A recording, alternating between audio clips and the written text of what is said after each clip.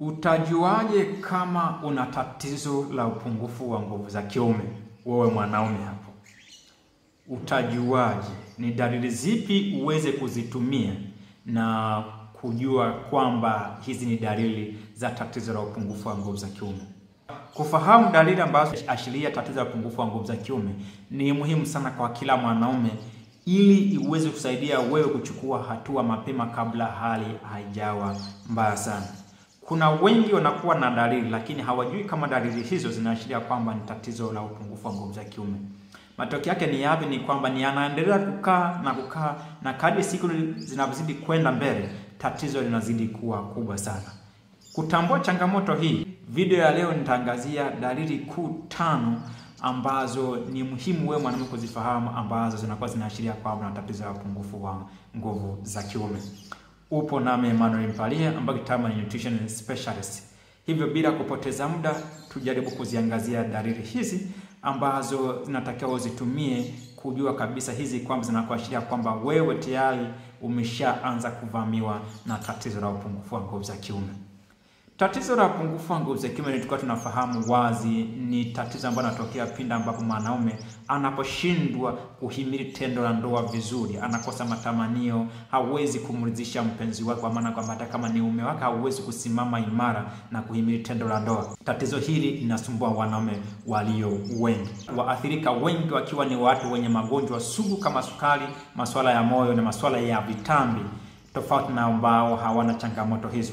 Ifahamike tu wazi kwamba kwa asilimia kubwa ya wanaume ambao wana shida ya upungufu wa nguvu za kiume, imeshadhibitika kwamba kisababishi kubwa ni magonjwa ambayo yanaathiri mishipa ya damu na moyo kwa ujumla. Hivyo tatizo hili la upungufu wa nguvu za kiume mara nyingi inakuja na dalili zifuatazo.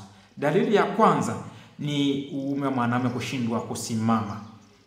Tunafahamu kwamba uume wa mwanaume hauna mfupa, unategemea mtiririko wa damu ya kutosha kuelekea kwenye via vya uzazi na kwenye uume wenyewe. Ndio ambayo huwa kishafika kule, ile damu huwa inatengeneza pressure ambayo inapelekea ule uume mwanaume kusimama.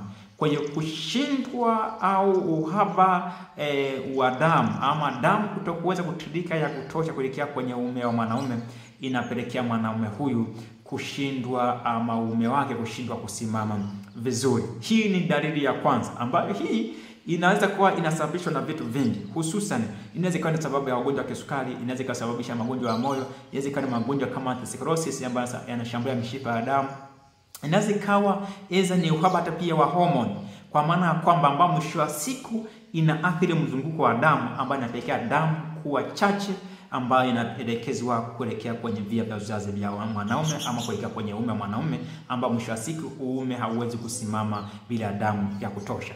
Hii ni dalili ya kwanza ambayo ukishaiona mwanaume utakiwa kuifumbia jicho. Unashangaa leo ulikuwa na mpenzi wako haijasimama, kesho haijasimama. Hii kabidi hakikisha kwamba ukishaona dalili hii hakikisha unamwona daktari mapema, ili mweze kujadili, mweze kuona ni kipi kiweze kufanyika, lakini pia ikiwezekana uweze kuangalia kama kuna visababishi vingine ambavyo vinaweza kutibiwa na ukaendelea kuwa vizuri wewe mwanaume. Hiyo iko dalili ya kwanza. Dalili ya pili ni kushindwa kuhimili ama kushindwa kwa uume kusimama kwa muda mrefu sana. Kuna mwanaume ambaye uume wake unasimama, lakini ukishasimama ndani ya dakika moja dakika mbili unalala. Hata kama yuko na mpenzi wake, hata kama yule mpenzi wake mwandae vipi, utashangaa ule uume tena hauwezi kusimama. Mwingine unakuta wakati huo hata kama anakuwa yuko anafanya tendo, kwa sababu na wengine ikishasimama tu hana muda kuweza kukawia, ataanza kufanya tendo lile la ndoa. Wakati anaanza kufanya tendo la ndoa, kuna mwingine inalala wakati yuko kwenye mchakato kwenye kazi ile, kitu ambacho sio sahihi. Hii ni dalili ya pili, kwa maana kwamba mtu huyu inawezekana inapelekewa na vitu vikuu kama vitatu. Moja ni uhaba ama mzunguko mbovu wa damu, ambao manake damu nyingi haielekezwi kutosha kuelekea kwenye uume wake. Hiyo ni jambo la kwanza. La pili ni homoni za kiume kuwa chache, testosterone zake yamkini ziko chini, hivyo kumfanya yeye kukosa kujiamini, lakini kukosa ile hamu ya yeye kuendelea kufanya lile tendo. Tatu, inaweza kuwa ni issue ya mfumo wa fahamu, nervous system yamkini imeathirika. Kwa mambo haya yanaweza kawa ndo ambayo yanapelekea hiyo hali wewe kutokuweza uume wako kutoweza kusimama kwa muda mrefu sana. Yote mambo haya, mzunguko mbovu wa damu, masuala ya homoni za kiume kuwa chini na mfumo wa fahamu kutokuwa vizuri, yote yanaweza kana athiri kwa sababu ya magonjwa ya moyo, masuala ya kisukari, mtindo mbovu wa maisha, kwa maana kama uvutaji wa sigara, unywaji wa pombe kupindukia. Vyote hivyo huwa vinapelekea homoni za kiume kuwa chini na mzunguko mbovu wa damu, lakini pia huwa na athiri ile mfumo wa fahamu. Kwa unakuta wewe hata kuweza kusisimka kwenyewe, yani huhisi vizuri. Kwa hiyo haya ni mambo ya kufahamu, na hii ilikuwa ni dalili ya pili ambayo ukishaiona hutaki kuifumbia jicho. Hata kama umeona mara mbili mara tatu, ni kwamba hakikisha unashtuka kwamba hii hali hapana, lazima kutakuwa kuna changamoto hapa. Hii dalili ya pili. Dalili ya tatu ni kukosa matamanio ya kufanya tendo la ndoa ama kupungua kwa hisia za kufanya tendo la ndoa. Wewe huna hisia za kufanya tendo la ndoa. Hii inaweza mara nyingi inakuwa inasababishwa na homoni za kiume kuwa chini. Na kinachosababisha homoni za kiume kuwa chini, yapo mambo kadhaa, ikiwa ni mtu kutokuweza kupata usingizi wa kutosha. Mtu anashangaa usiku unapata usingizi ni wa kidogo, mara umeondoka mara umerudi, usingizi huna upate usingizi vizuri.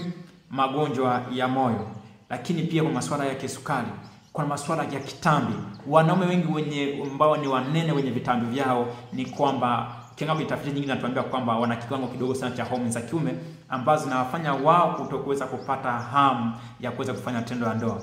Kwa kuwa homoni ya kiume hii inampatia mwanaume ujasiri, homoni ya kiume hii huwa inamsaidia mwanaume kuweza kupata hamu ya kufanya tendo la ndoa. Lakini homoni ya kiume hii huwa inakuja kusaidia katika mzunguko mzuri wa damu. Kwa hiyo homoni za kiume za kwanza zipo chini, inaathiri vitu vingi sana. Utakosa hamu ya kufanya tendo la ndoa, lakini wakati huo pia hata kama mume utaweza kusimama, hawezi kusimama sawa sana na yule mtu ambaye homoni zake ziko sawa, kama ziko katika kiwango ambacho kiko balanced. Kwa ukishaona kwamba mwanzo ulikuwa unapata hamu ya kufanya tendo la ndoa, lakini kwa sasa zile hisia za kufanya tendo la ndoa zimepungua kwa kiwango kikubwa sana, basi hii ni dalili ya tatu ya tatizo la upungufu wa nguvu za kiume.